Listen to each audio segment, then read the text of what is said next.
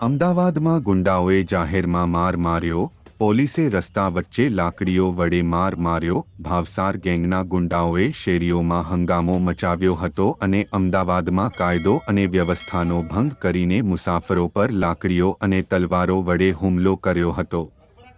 આ સાથે રોડ પર દોડતા અનેક વાહનોમાં તોડફોડ કરવામાં આવી હતી। અમદાવાદ પોલીસ એક્શનમાં આવી। હવે પોલીસે આ ગુંડાઓને પકડીને જાહેરમાં મીઠી પાક ચખાડ્યો હતો।